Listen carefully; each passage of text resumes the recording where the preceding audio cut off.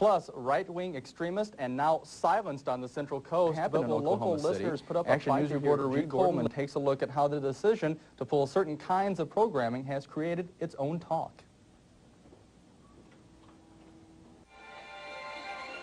Thank you. I think, as most of you probably know, early this morning, a little after 6 o'clock, we announced on the air that a decision had been made to suspend G. Gordon Liddy, at least for a time. We'll see how that goes. But at KPRL Radio in Paso Robles, they're already hearing about the decision to pull talk show host G. Gordon Liddy. Listeners were invited to call in this afternoon. You may not agree with his philosophy or his speech, but censorship of that is what's going to be destroying the country. To pull him off the air because of what he has said and talked about the bombings, I've seen that on CNN, I've seen that on all kinds of TV shows. It's nothing that he has reported that wasn't stated on national television. Liddy made some recent comments about self-defense against government agents and about how to use weapons, including bombs. KPRL News Director Ron Fisher thinks that's too extreme. I don't consider that kind of thing to be expression of points of view. I think that that's coming real close to yelling fire in a theater. But the station manager says he decided to pull Liddy's show to find out how popular it was, and this seemed the best time to do it. The fate of the show is up to the listeners. KPRL will announce its final decision early next week. Reed Coleman, KSBY 6 Action News. Now tonight at 6, we'll take a look at another Central Coast radio station that pulled two conservative talk censorship, others responsible programming. Tonight, the debate surrounding radio talk shows has generated a lot of talk, and some of that talk has created its own turmoil. Action News reporter Reed Coleman takes a look at how two radio stations are handling the situation in two very different ways. It's 11:20 here on KVC. I'm Dave Congleton, joined this morning by Jim D. from the... It's a popular format. Radio talk shows give people a chance to voice opinions and occasionally argue. But two conservative syndicated talk shows were recently dropped by KVEC after listeners complained. I'll say one thing for the People's Radio Network. It certainly stimulated talk.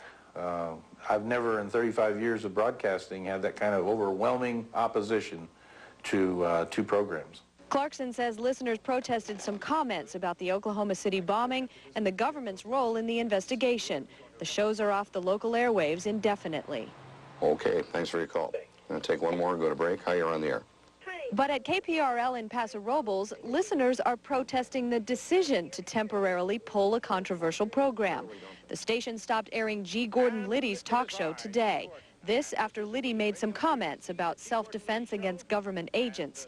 Listeners like Jim Gibson say Liddy's been making comments like that for years. Because if he's gone over the edge, they should have taken him off back then when he said it, not now that the bombing, because he didn't create the bombing. And I don't think anybody's saying that these guys did it because they listened to him. But the station manager at KPRL says he decided to pull Liddy now to find out just how popular he was. We are just at the state now, because it is a hot issue, that we would rather wait until we get the results from our audience. KPRL managers say the calls are overwhelmingly in favor of putting Liddy back on the air. A final decision will come next week. Reed Coleman, KSBY 6 Action News. The G. Gordon Liddy show is carried by more than 200 radio stations in America because of some comments he made about fighting government agents. In the course of a couple of days, station management says it received more than 100 phone calls and some 200 letters in support of Liddy. Just when you thought it was safe to turn up the volume on your stereo, Radio Wars is back. Last May, we brought you a special series of reports on local radio stations, and you, our viewers, demanded more. You asked to see your favorite stations from Paso Robles to Santa Barbara, so tonight we begin the sequel, Radio Wars Part 2. The stations highlighted this week are those you requested in cards and letters. We begin our series of reports on the AM side of the dial, KUHL 1440, News Talk Radio for the Central Coast.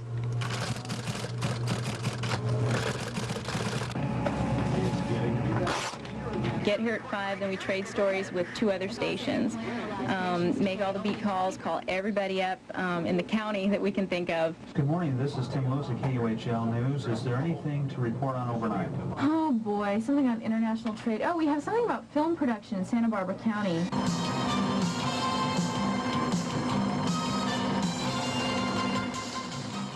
Welcome to Morning News KUHL style. It's a fast-paced world of half-chewed pencils, half-empty coffee cups, and half-opened eyes. Jennifer Bjorkman, Tim Lewis, and a cast of thousands. Welcome to Monday. It's July the 10th, 1989. Lots more still to come in the next couple minutes.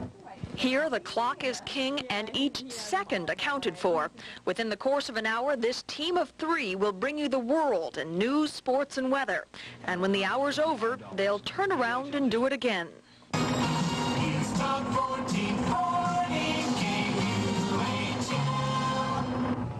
President Bush's task force on the Outer Continental Shelf will be meeting today. Les Bandong reports from Santa Barbara. The Santa Maria Jaycees have announced that the basketball game between a group of local athletes and former Los Angeles Raiders will be getting close to a sellout by the end of this week. It is 11 minutes after 6 on the morning news, and your weather for today. Another beautiful day out there. Look at the highs near 75 degrees, or maybe a little fewer, a little better than that as we progress through the Monday here. If I fall behind, then everything's going to get screwed up. So I just can't let myself. Of course, a couple thousand of these. We're talking a lot of coffee. Rip and read is one of the mainstays of any radio news team, and KUHL is no different. That means copy is ripped off the news wire and read for the first time live on the air. Now, if that sounds easy, consider thousands of people are listening in, which makes saying your own name correctly a feat in itself. Investigators are studying the weekend fire in which a cold storage plant near Fresno was destroyed within 2 days of a fire that gutted a nearby fruit processing plant. In addition to her duties as morning news anchor for KUHL, Jennifer Bjorklund switches gears every hour to do news for the sister station, KXFM. Our quote of the day comes from Newsweek, as usual. They've got some good stuff in here sometimes. Okay.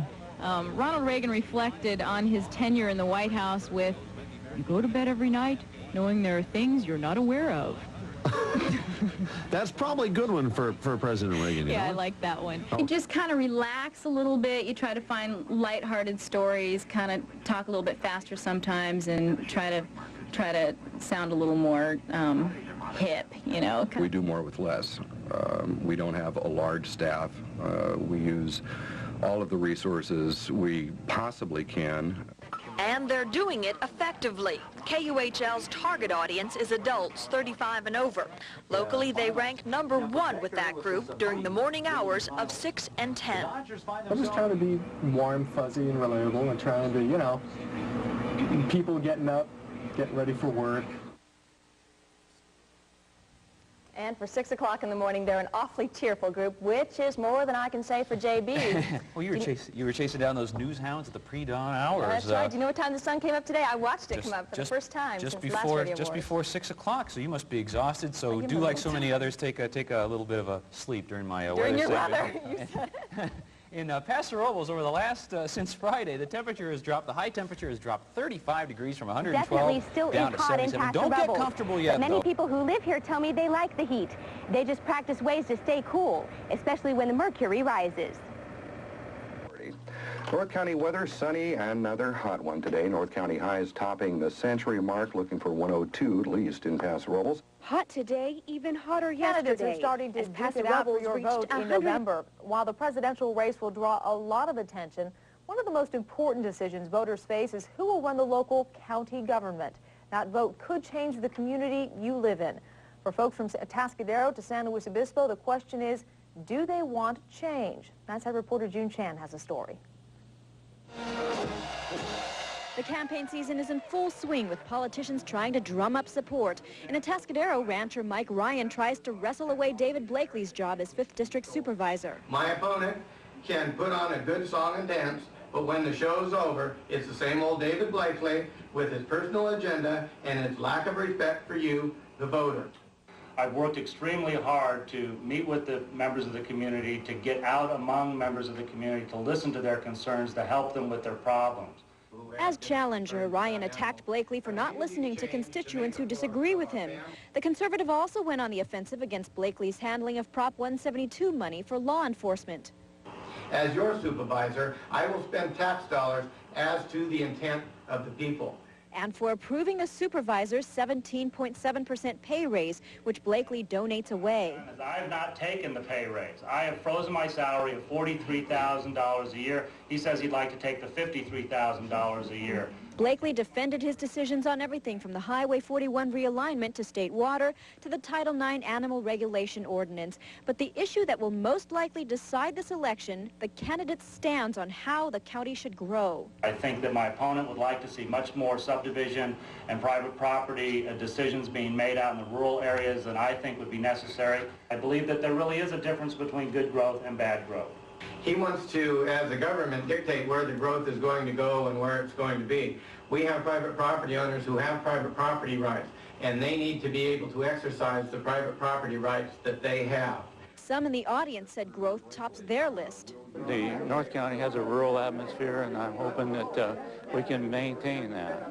Mike is for Highway 41, which will bring business into a community that cannot take 4 more years of Blakely. We can't. With two such ideologically opposed candidates, the voters have a clear choice in this race. June Chan, We've got our KSBY6 first debate Action tonight News. between candidates hoping to fill the seat of the late Congressman Walter Capps. It happened in Paso Robles tonight. It was a chance for the candidates involved to share their positions with a packed house. Action News reporter John Myers just returned from the debate and tells us about it. John?